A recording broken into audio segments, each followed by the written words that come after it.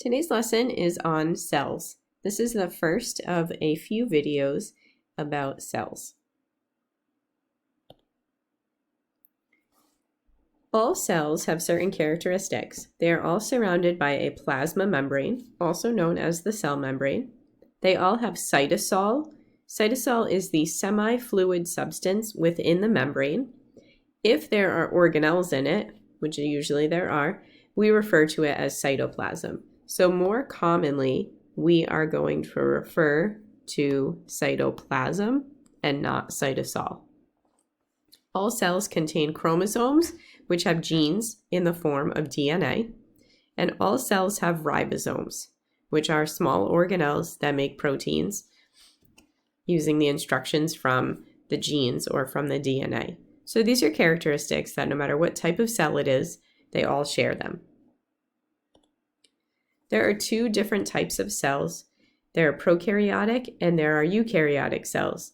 One of the biggest differences between them is the location of the chromosomes or the genetic material. Prokaryotic cells do not have a separate membrane that surrounds the genetic material. Their DNA is just located in a region called the nucleoid region. It's not a true nucleus like eukaryotic cells have.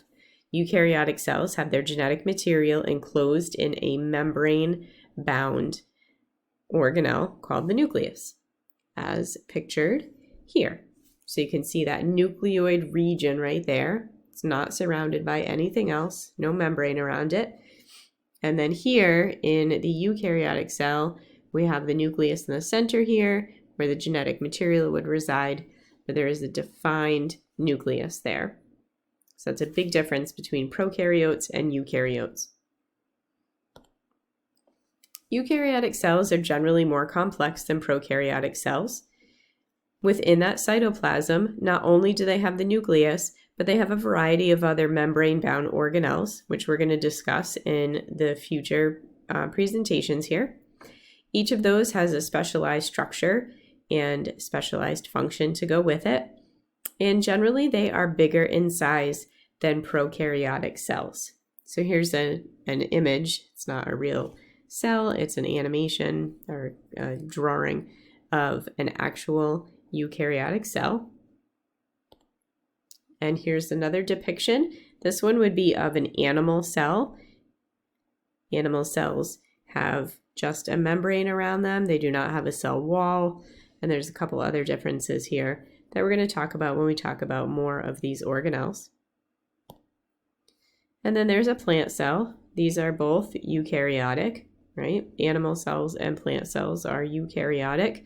They're very complex. They have lots of different organelles. You can see the nucleus up here with its genetic material in it.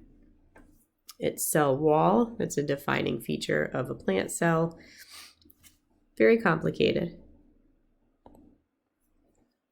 Another thing we need to talk about is the size of a cell. So in general, cells are pretty small. So I want you to think about this right here. First of all, the diameter of a human hair is about 20 microns. Okay, those are micrometers. A micrometer is 1/1,000,000th of a meter.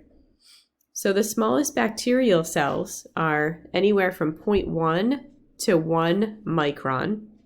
And remember, hair is 20 microns.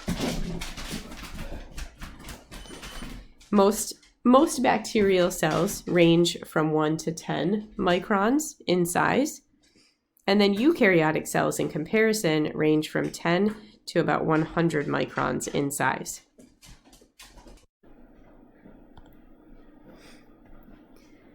So there has to be a limit to the size of a cell, right? We can't be one big giant cell. We're made of a bunch of little cells. And the limit to that is determined by the surface to volume ratio.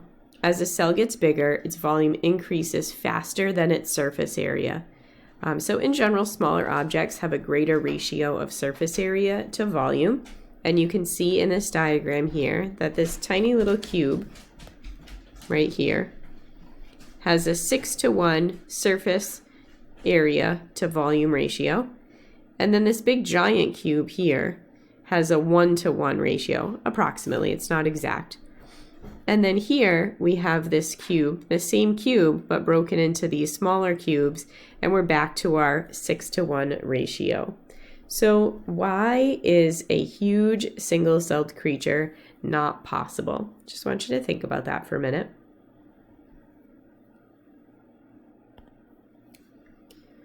Part of the issue is that in a large cell, it cannot move material in and out of the cell fast enough to be able to support life, right? All of this has to do with the surface area compared to the volume inside the cell, right? So we have this surface area right here compared to the volume. This is not a good ratio to be able to import and export all of the cellular items that we need.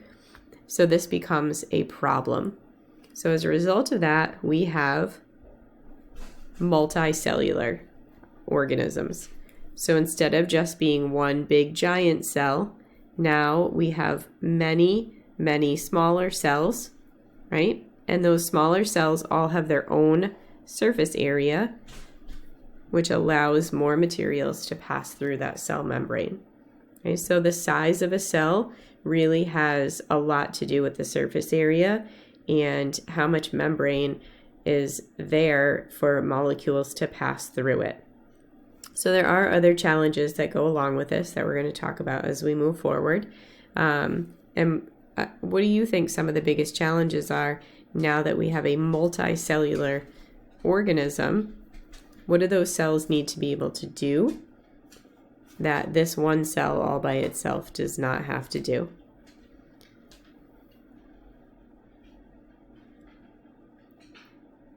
So this group of cells would have to communicate with each other. They have to share these molecules. They have to work together. They have to be a certain size in a certain area. So there's lots of other challenges now that we have something that is multicellular in comparison. We will talk about the other organelles in a moment, but I'm just going to leave you with this silly little thing here.